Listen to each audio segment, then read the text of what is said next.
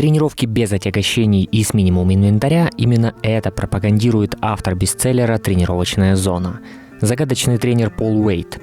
Есть так называемая большая шестерка упражнений, которые задействуют все тело, и начать можно с любого уровня подготовки, а все прогрессии подробно расписаны. Что-то в книге действительно ценно, а где-то автор явно перегибает палку. Впервые я познакомился с ней в 2013-м, и она изменила некоторые мои представления о тренировочном процессе. Однако сейчас я смотрю на нее уже совсем по-другому. Вы на канале Workout Man. Разберем тему, опираясь на мой опыт тренировок с 2011 года. Погнали!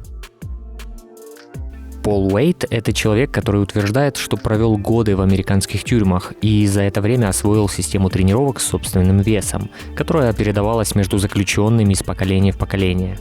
Меня зацепила одна идея, лежащая в основе всей книги. Уэйт говорит, что современный фитнес зациклен на внешности.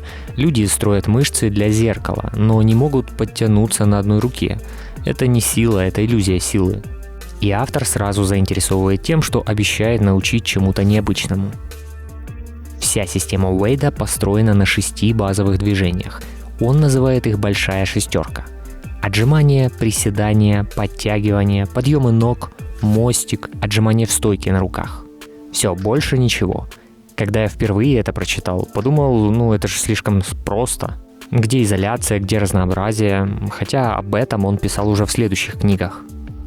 Но потом я понял суть. Эти 6 движений, если их освоить на самом высоком уровне, то они дадут больше, чем любая другая программа в зале с 20 упражнениями. Почему? Потому что эти упражнения тренируют тело как единую систему. Не отдельную мышцу, а всю цепочку. Мышцы, суставы, сухожилия, нервную систему – все вместе. Каждое из этих 6 упражнений представляет собой прогрессию из 10 уровней. Возьмем подтягивание. Первый уровень – это вертикальная тяга стоя, руками к стене. 10 уровень – это подтягивание на одной руке. Между ними еще 8 последовательных шагов, каждый сложнее предыдущего. И то же самое с каждым упражнением. Приседание – от приседаний с поддержкой до приседа на одной ноге. Отжимание начиная от стены и до отжиманий на одной руке. Мостик – от самого простого горизонтального мостика до стойки с прогибом и подъемом на ноги.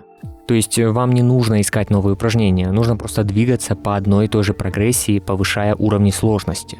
Окей, система понятна, но как прогрессировать? Уэйт дает очень конкретный ответ. У каждого уровня есть начальный норматив, средний норматив и, самое главное, условия перехода. То есть то количество повторений, которое нужно выполнить чисто, без читинга, чтобы перейти на следующий уровень. Например, чтобы перейти с первого уровня подтягиваний на второй, нужно сделать 3 подхода по 40 вертикальных тяг. Звучит легко и выглядит. Попробуйте. С правильным темпом и без инерции это уже не так просто. Для абсолютных новичков это именно то, что нужно. Если нет доступа к спортзалу и нет небольших гантелей. Уэйт говорит, что никогда не переходите на следующий уровень, пока не выполните условия перехода с безупречной техникой. И темп он прописывает очень конкретно. 2 секунды вниз, секунда пауза, 2 секунды вверх. Для большинства людей, включая меня, в начале пути, это будет скучно, потому что мы привыкли делать подходы быстро, а здесь вам говорят медленно, подконтрольно, никакой инерции. Еще один принцип, с которым я согласен, никакого отказа. Уэйт категорически против тренировок до полного максимума. Тренируясь по этой схеме, вы оставляете пару повторений в запасе. Как только техника начинает разваливаться, то подход нужно заканчивать. Книга предлагает несколько готовых программ под названием «Первая кровь» для тех, кто только начинает. 2 дня в неделю, понедельник и пятница. 4 упражнения, отжимания, подъем ног, подтягивания, приседания. А мостик и стойка на руках у стены уже добавляются позже, когда освоите базу до 6 уровня. Далее программа под названием «Хорошее поведение». 3 дня в неделю, все 6 упражнений, по 2 подхода на каждое упражнение. Понедельник, среда, пятница. Это, пожалуй, лучшая программа для большинства людей. Что касается подходов, Уэйт рекомендует выполнять 2-3 основных подхода и перед ними делать еще 1-2 разминочных. Прогрессия тут через уровни сложности. Одна из лучших идей в тренировках с собственным весом. Вместо того, чтобы искать новые упражнения, вы просто усложняете то же самое движение, и каждый уровень становится тестом силы. Акцент на суставах – тоже важная вещь.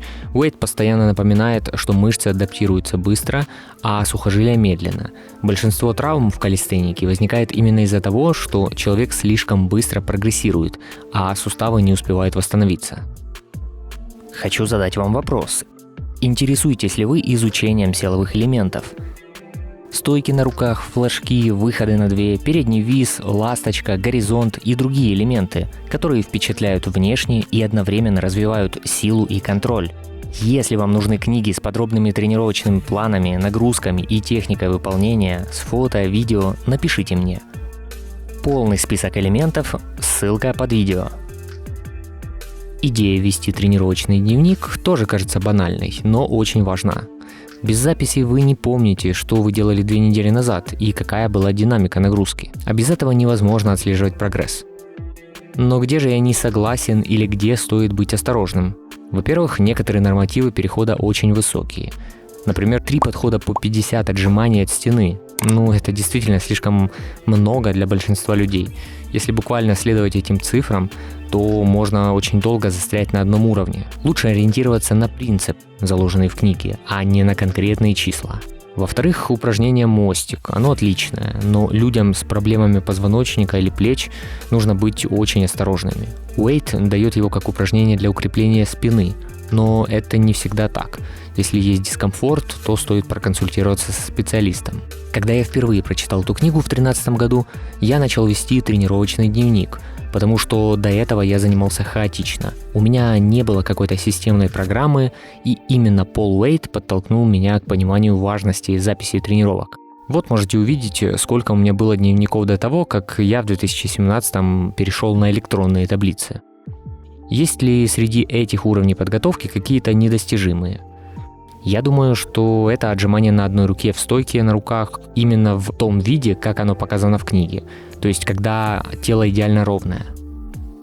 На видео многие атлеты пытались повторить этот элемент, но они разводили ноги для баланса, а тело изгибалось, потому что выполнять это с идеально ровным положением практически невозможно. То же касается обычных отжиманий на одной руке от пола. В книге показано, что тело должно оставаться идеально прямым.